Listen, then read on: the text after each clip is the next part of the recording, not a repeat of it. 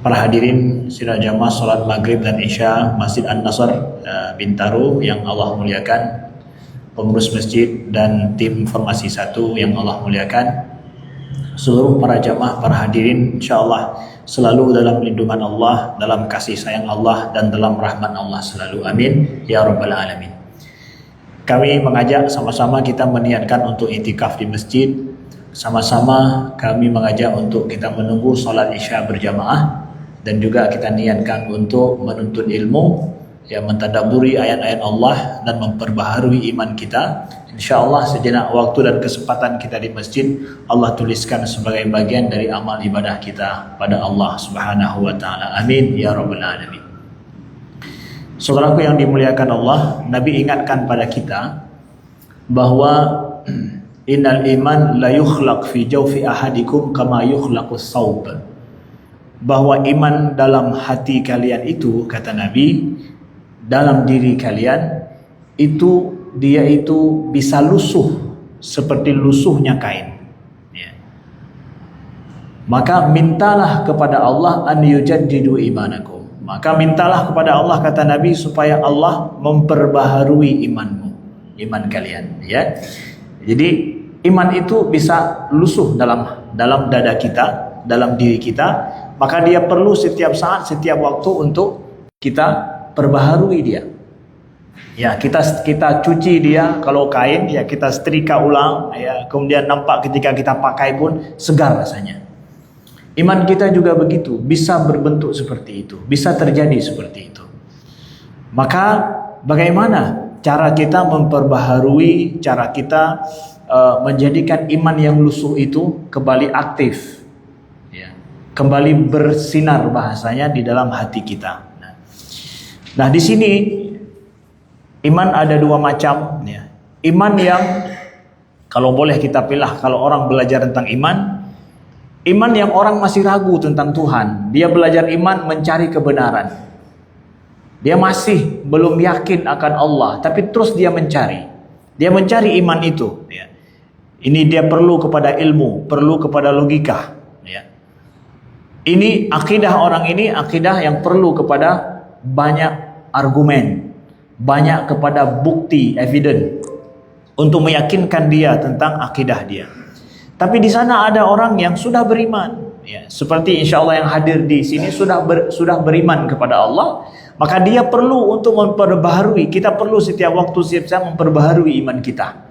Nah, inilah akidah yang berupa adalah keiman. Akidah kita selaku iman kepada Allah Subhanahu wa taala yang perlu kita perbaharui, ya.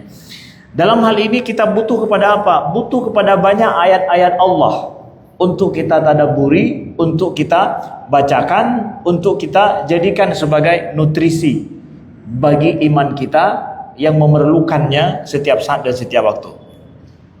Kami akan mengajak para jamaah sekalian untuk kita menilik dan melihat, mentadabburi kepada ayat Allah di dalam Al-Quran surat Al-Anfal.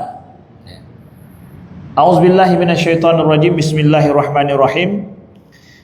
Allah berfirman dalam surat Al-Anfal, yas'alunaka 'anil anfal qulil anfalu lillahi war rasul fattaqullaha wa aslihu dzata bainikum wa ati'ullaha wa rasulahu in kuntum mu'minin. Innamal mu'minuna alladzina idza dzukirallahu wajilat qulubuhum wa idza tuliyat alaihim ayatuhu zadatuhum imana wa ala rabbihim yatawakkalun alladzina yuqimuna as-salata wa mimma razaqnahum yunfiqun. Jadi Allah berfirman, mereka bertanya kepadamu wahai Muhammad tentang apa? Tentang pembagian harta rampasan, ya. Katakan bahwa harta rampasan itu milik Allah dan Rasulnya. Bertakwalah kepada Allah, ya, dan perbaikilah hubungan di antara sesamamu dan taatlah kepada Allah dan Rasulnya kalau seandainya kalian itu orang mukmin. Nah, kalau seandainya kalian orang mukmin, taatlah kepada Allah. Nah, ayat yang kedua ini Allah sampaikan kepada kita, innamal mu'minun. Sesungguhnya kalau memang kalian orang mukmin, ketahuilah Allah jelaskan penjelasan selanjutnya tentang iman ini. Innamal mu'minuna alladzina idza dzukirallah wajilat qulubuhum.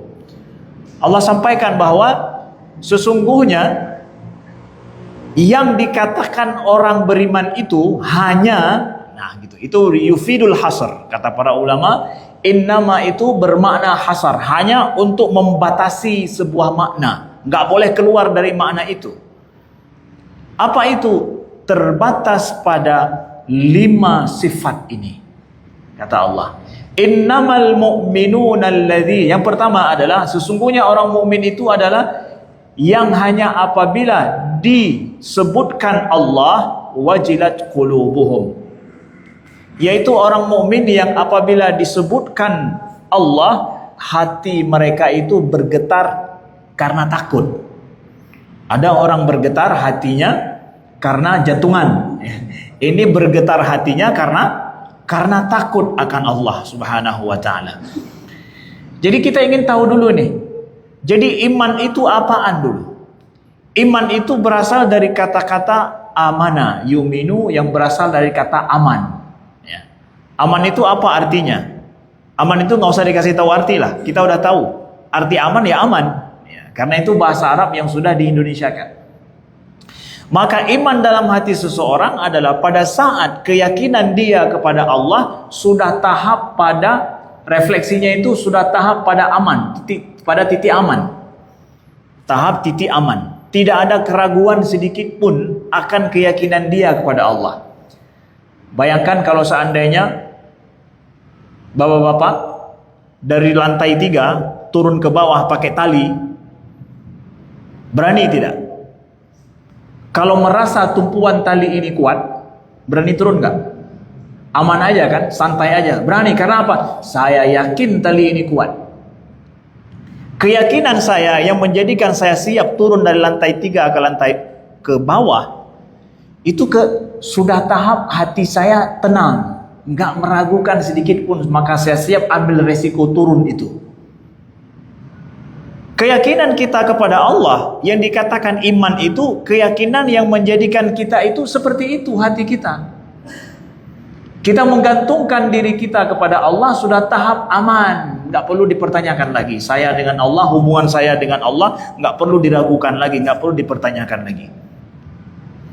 Maka oleh sebab itu Allah itulah orang mukmin, orang yang telah memiliki, membenarkan akan keberadaan Allah, membenarkan akan Allah dan Rasulnya, dan segala yang diajarkan Nabi sudah pada titik aman, nggak perlu didiskus lagi, nggak perlu untuk diajak untuk ngobrol lagi, nggak perlu itu semua, sudah yakin dia, ya.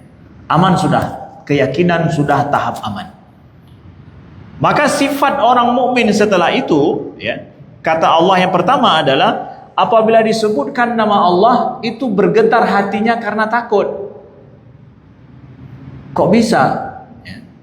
Kan dalam ayat yang lain disampaikan bahwa alladzina amanu wa tatma'innu qulubuhum bidzikrillah, ala bidzikrillah tatma'innul qulub. Orang-orang mukmin itu kalau disebutkan nama Allah itu tatma'in, hati mereka itu tenang, damai, tentram. Dan hanya dengan menyebut nama Allah lah tenang dan tentram hatinya. Ayat ini kok dibilang takut?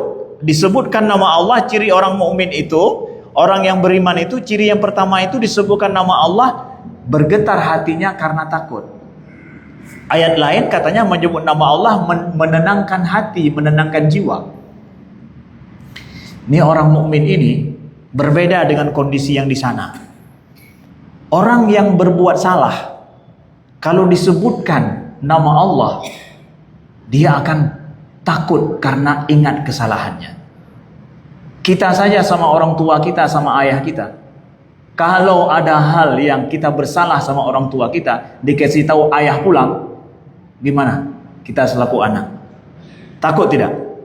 Padahal kalau kita di sekolah dikasih tahu ayah sudah datang jemput, senang tidak? Senang. Karena apa? Ayah menjemput kita di sekolah itu bukan sebuah kesalahan yang kita lakukan, memang kita harapkan, ya.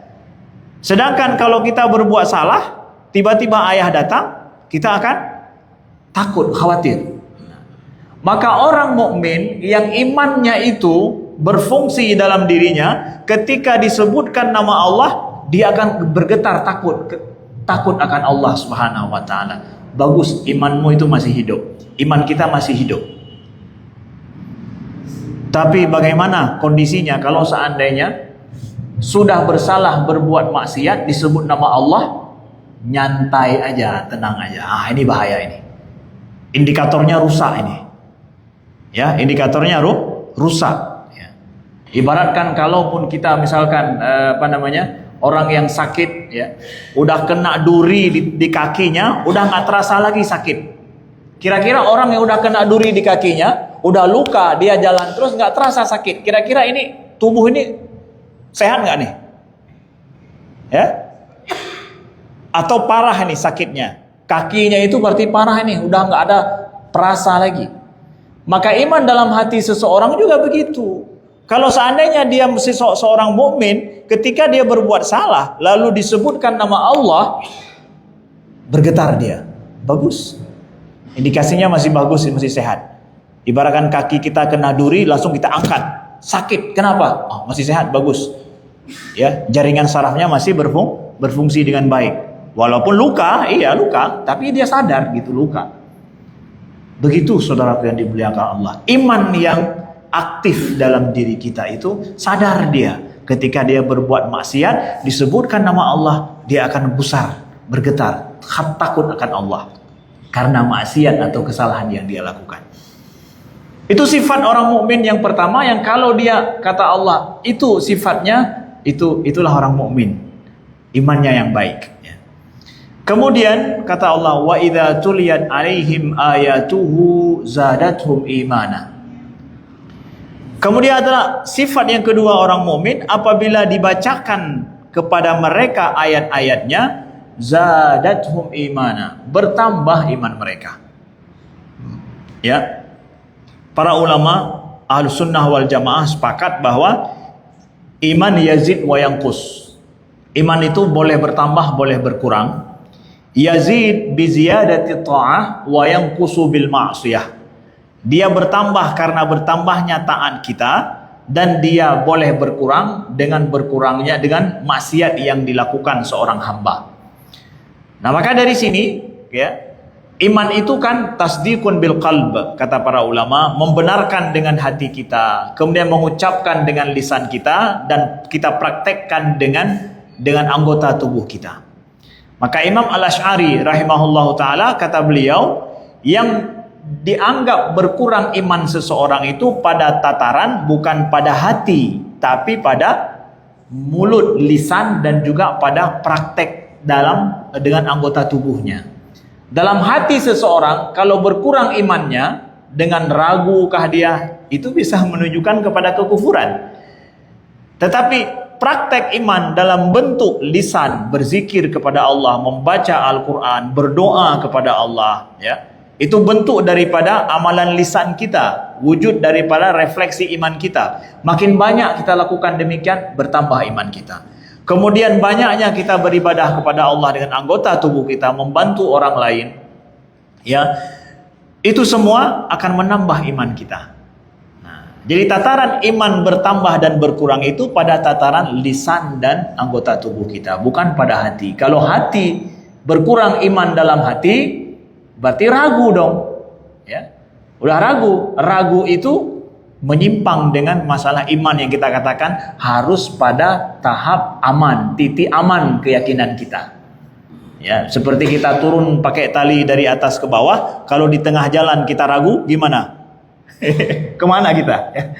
Ya, bisa celaka kita. Ya, begitu.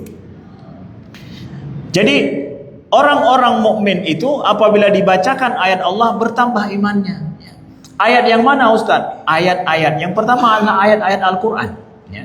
Ayat-ayat Al-Quran dibacakan dan dipraktekkan dalam kehidupan akan bertambah iman kita.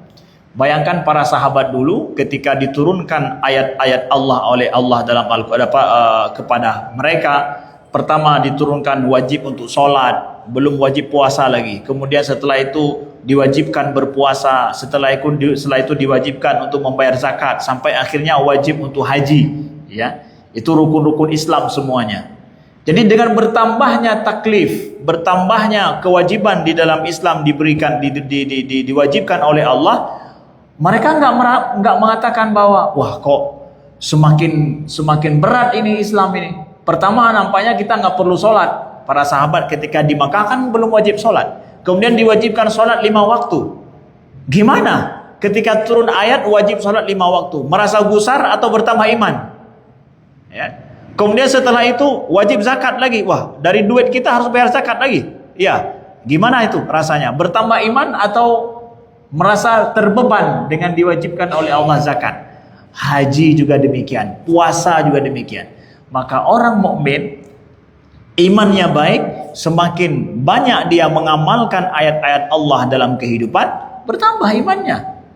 Bertambah imannya. Maka di sini juga ada hal yang perlu kita pahami. Kadang kita mengamalkan iman kita itu perlu kepada sebuah bentuk ujian dalam hidup.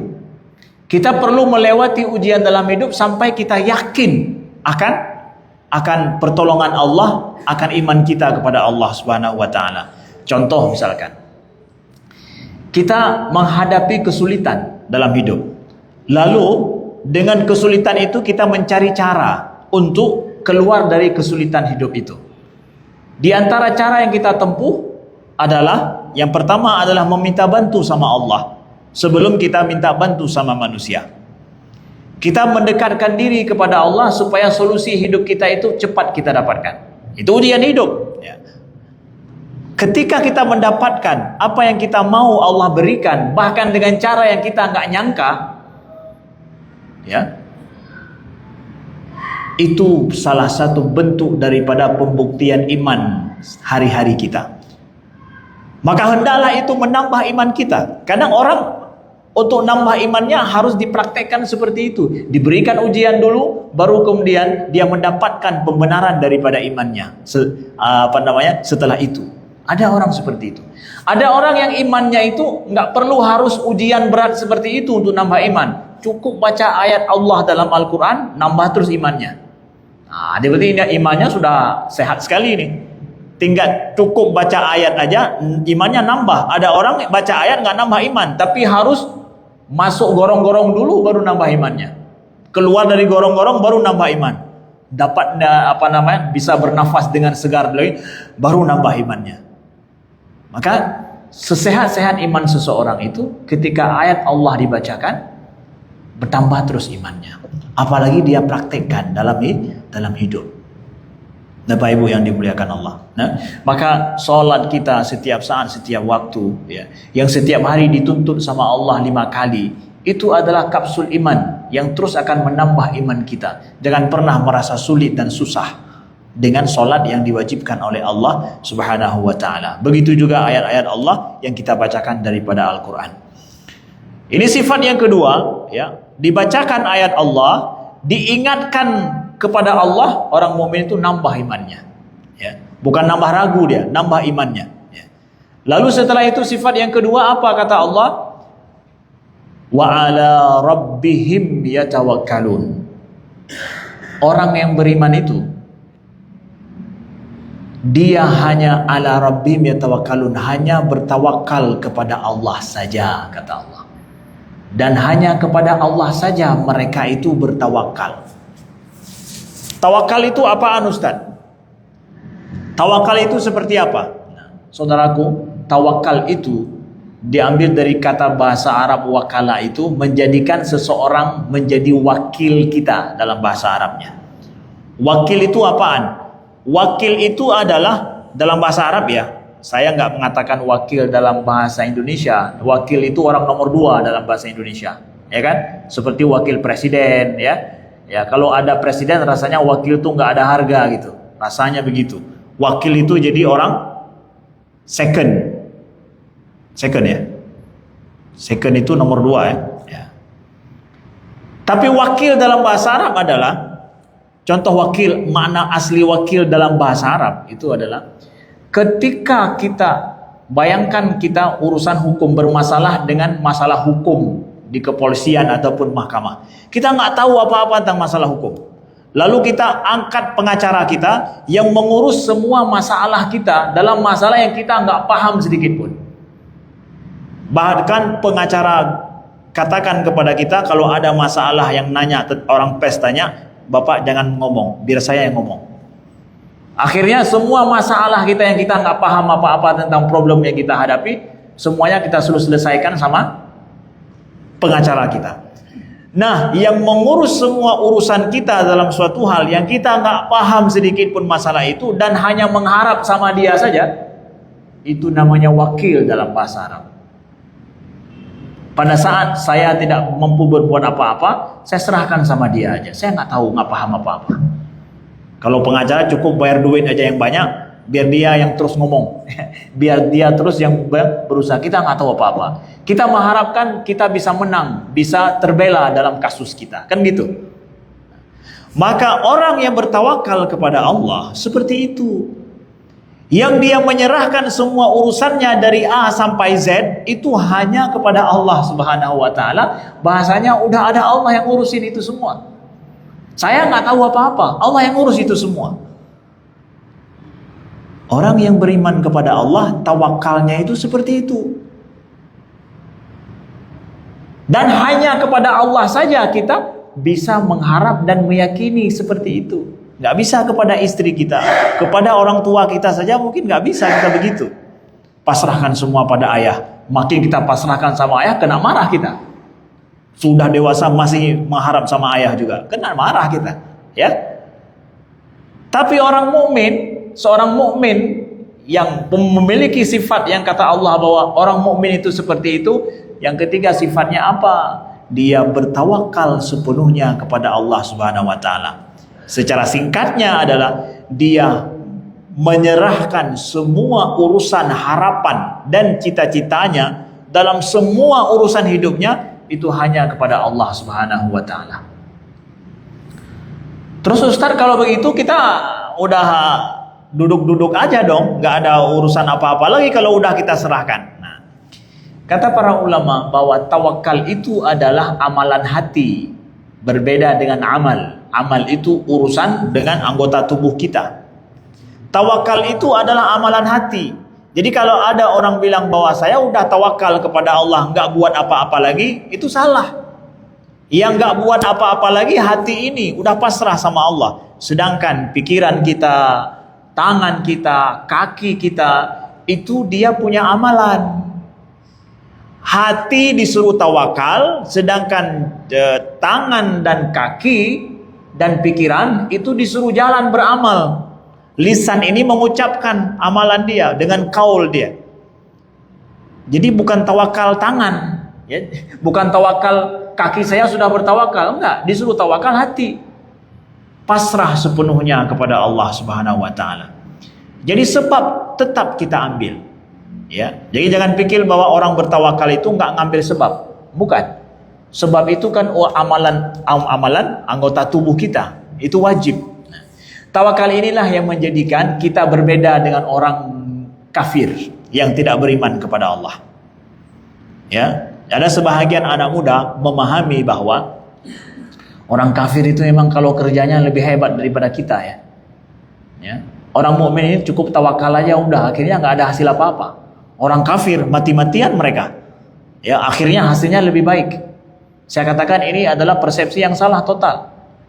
Justru orang mukmin dengan tawakalnya jauh lebih hebat daripada orang kafir. Di mana letak hebatnya? Tawakal itu dia urusan hati dan juga urusan jawarih ataupun anggota tubuh. Orang yang bertawakal dia ambil segala sebab akibat dalam sebuah usaha duniawinya dari A sampai Z.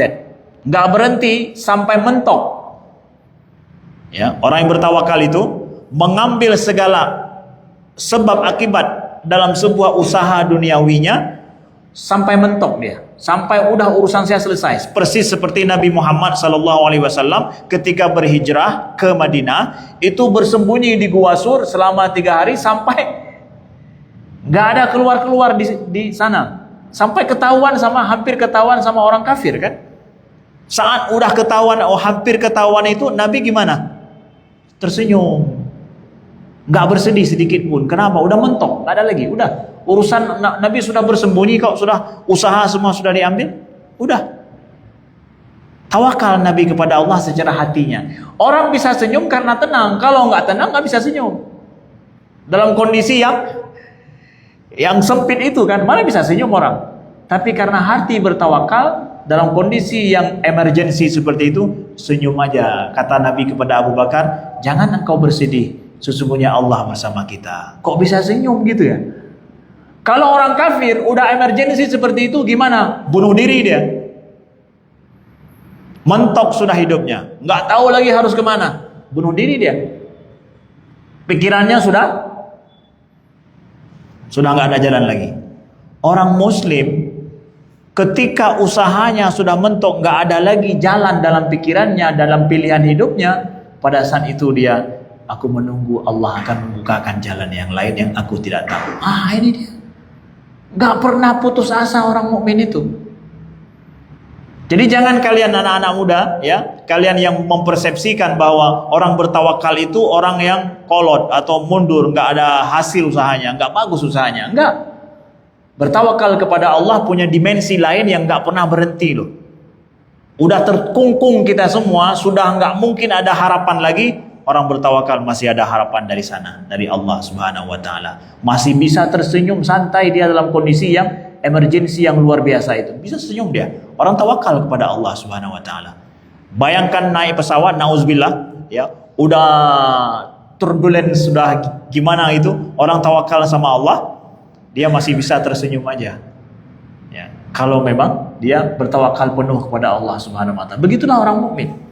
Jadi hidupnya betul-betul tenang dia dengan bertawakal kepada Allah. Pasrahkan semuanya kepada Allah, Allah yang akan ngurus. Hati ngomong seperti itu. Bukan tangan ngomong seperti itu, bukan kaki ngomong seperti itu. Kalau tangan dan kaki ngomong seperti itu, pasrahkan pada Allah, Allah yang menjalankannya. Dia duduk terus. Enggak, itu bukan orang bertawakal. Ya. Kemudian alladzina yuqimunas sholata wa mimma razaqnahum yunfiqun. Nah, sifat orang mukmin yang dikatakan mukmin lagi kata Allah, yang ketiga, yang keempat dan kelima adalah mereka itu yuqimunas shalah, mereka mendirikan salat, ya, menunaikan salat, menyempurnakan salat. Itu makna yuqim. Saudaraku, ini masuk pada bukti iman kita, sifat orang mukmin yang zahir. Ya, kalau tadi itu kan enggak zahir itu kan.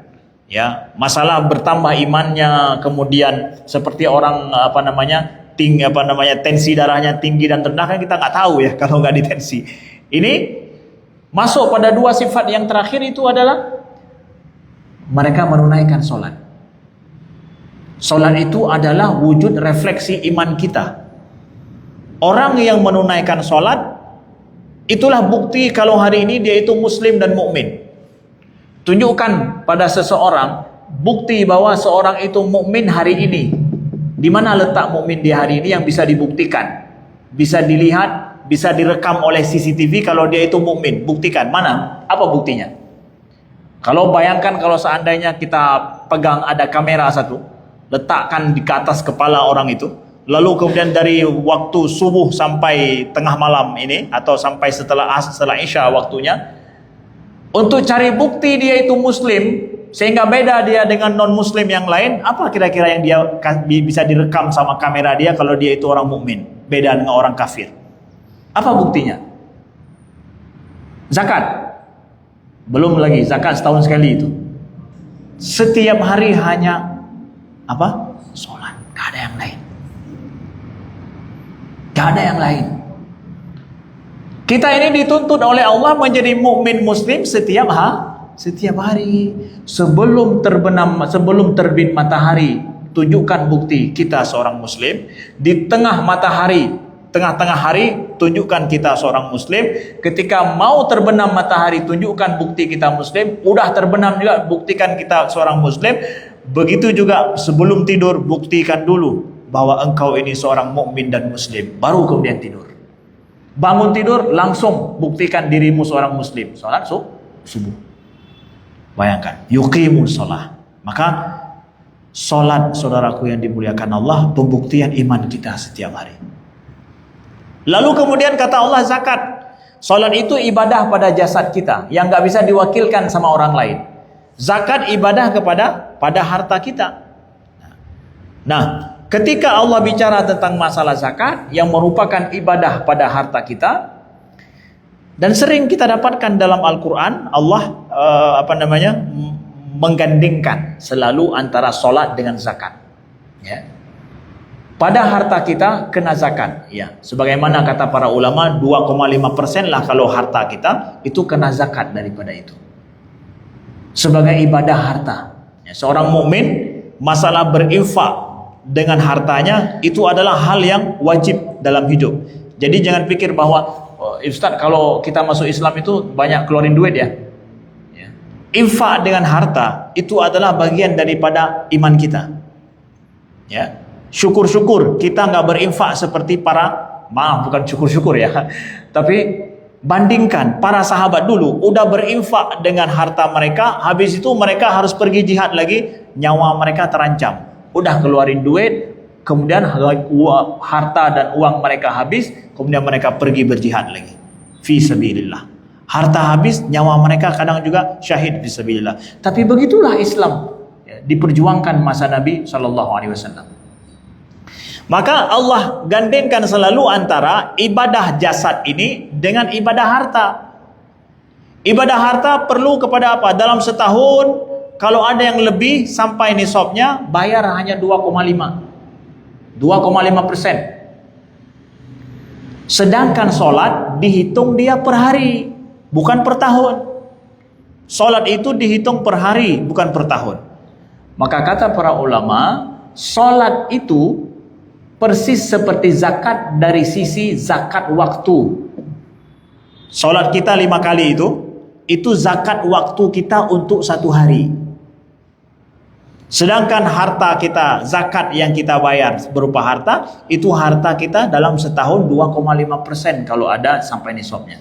Sekarang coba buka kalkulator kita, HP kita, coba hitung sekarang. Ya, coba hitung. Hitung, boleh silakan hitung, pegang. 24 kali 60 menit.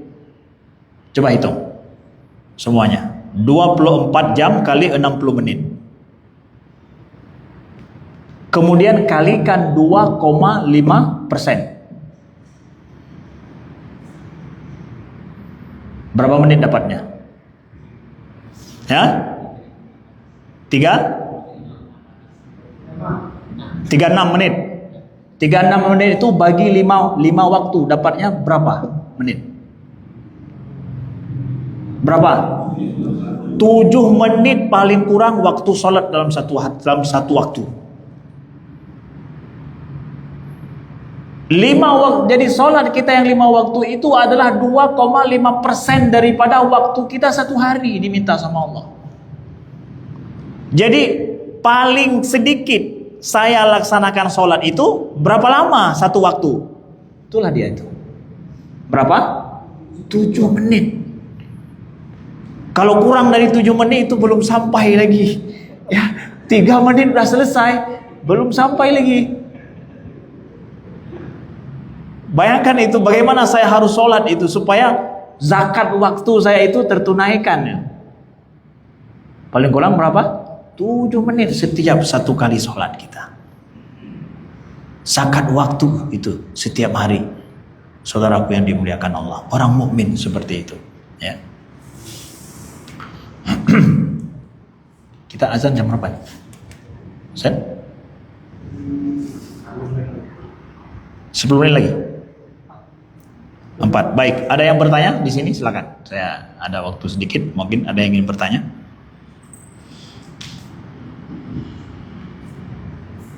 Ada? Kalau tidak ada, saya akhirkan dengan ayat yang terakhir. Ya. Baik, ada? Masalah iman, masalah akidah, ada yang bertanya? Oke, baik. Kalau tidak ada, saya akhirkan dengan ayat yang terakhir. Ulaika humul mu'minuna haqqa, kata Allah. Mereka itulah yang memiliki 5 sifat itu, itulah mukmin yang sebenarnya, kata Allah. 5 sifat ini, itu kata Allah mukmin yang sebenarnya. Ya. Kita mukmin yang sebenarnya. Lahum darajatun 'inda rabbihim wa maghfiratu wa rizqun karim. Ya. Bagi mereka ada derajat di sisi Allah, ya. sesuai dengan tingkatan iman kita. Iman kita nggak akan sama loh. Di sisi Allah derajat berjenjang dia. Yang kata Umar bin Khattab radhiyallahu an, "Law wuzina imanu Abi Bakr ya wa iman ahlul ard la rajahahum." Ya. Kalau bisa ditimbang imannya Abu Bakar dengan seluruh penduduk dunia, maka iman Abu Bakar itu lebih berat daripada iman orang seluruh penduduk dunia, penduduk bumi, kata Umar bin Khattab radhiyallahu an. Iman kita di sisi Allah itu berderajat dan berjenjang. Gak akan samalah iman kita dengan para sahabat. Ya, gak akan sama. Itu urusan iman, urusan hati. Urusan iman itu adalah urusan amalan kita dengan Allah Subhanahu wa taala. Maka buktikan dalam hidup kita 5 sifat ini kita dapatkan, ya. Maka Allah akan menentukan nanti derajat kita di sisinya. Kita nggak bisa menentukan derajat iman orang. Nggak boleh ada kita ini menghukum bahwa derajat Bapak Imam nih atau ketua DKM-nya nih derajat imannya begini. Yang itu derajatnya selagi turun ini. Nggak ada. Allah, di sisi Allah saja derajat iman itu. Kita nggak bisa menghakimi orang lain. Ya, kata Allah, wa maghfirah, disediakan bagi mereka yang punya sifat ini keampunan di sisi Allah Subhanahu wa taala. Kalau dalam hidup kita amalkan 5 sifat ini, dalam setiap kesalahan yang kita lakukan kita bertaubat, diampuni oleh Allah Subhanahu wa taala. Wa rizqun karim, dan rizki yang mulia, kata Allah. Apa makna rizki yang mulia? Memangnya yang mulia itu siapa? Rizki atau yang memberi rizki? Yang mulia itu kan yang memberi rizki, ya. Tapi makna rizki atau nikmat yang mulia artinya apa? Saking rizki itu milik kita, ditentukan oleh Allah. Kadang kita mencari rizki, seakan-akan rizki itu buta, kita yang kejar dia. Kita yang kejar dia, rizki itu nggak paham di mana kita, makanya kita kejar dia. Tapi rizqun karim bagi orang mukmin, ya, bagi orang mukmin, rizki itu lebih tahu di mana kita daripada kita tahu akan dia. Itu orang mukmin. Orang mukmin yakin akan rizkinya di sisi Allah dengan cara apa? Rizki itu lebih tahu di mana saya daripada saya tahu di mana dia. Bisa nggak mindset kita berubah menjadi seorang mukmin seperti itu? Dengan 5 sifat mukmin ini, mindset kita tentang rizki bisa berubah. Rizqun karim yang diberikan oleh Allah. Rizki itu lebih tahu di mana saya daripada saya tahu di mana dia. Ya, dengan izin Allah Subhanahu wa taala, mudah-mudahan Allah jadikan kita mukmin yang sejati, mukmin yang selalu bertambah imannya, mukmin yang menjadikan iman ini mendekatkan kita kepada Allah Subhanahu wa taala. Sebagaimana Allah kumpulkan kita bersama dalam kebaikan di masjid ini, insyaallah semua kita Allah kumpulkan di surganya kelak nanti. Amin ya rabbal alamin. Sekian, terima kasih. Aku qouli hadza wa astaghfirullah li wa lakum. Mudah-mudahan berjumpa lain waktu dan kesempatan. Wassalamualaikum warahmatullahi wabarakatuh.